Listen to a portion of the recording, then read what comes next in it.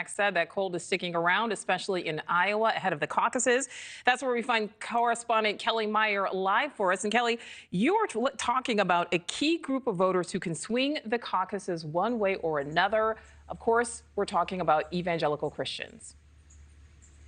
That's right. And I've heard from Iowa faith leaders, Nichole, that they are going to brave this cold weather and, quote, make history. They say that there is no path to the nomination without this core group of voters, and that's exactly who former President Donald Trump is focused on this time around. I want to take a look back 8 years ago at what happened here in 2016 and just take a look at how much this voting bloc played a key role in the Iowa caucuses. They say 64% of Iowa evangelicals came out in 2016. But look, Trump didn't win back in 2016. It was actually Texas Senator Ted Cruz. He had 34% of the Iowa evangelical vote, 22% Trump had. That was just barely ahead of Florida Senator Marco Rubio with 21%. Now, Trump likes losing the least, so he's making sure this time around he wins here in Iowa, and he's doing that by upping his ground game. He's focused on this grassroots operation, focusing on these smaller venues and on those counties that he lost last time. Northwest Iowa,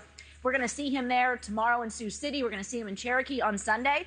This is where he underperformed in 2016, and that's the heart of the state's evangelical movement. DeSantis is also focusing in on that demographic and courting those voters, maybe giving Trump a run for his money. But here's where it stands right now. 51% of Iowa evangelicals look like they're going to be for Trump, 26% for DeSantis, and 12% for Haley. We asked the president of the Iowa Faith and Freedom Coalition what changed over the last 8 years for Trump and those voters. Take a listen.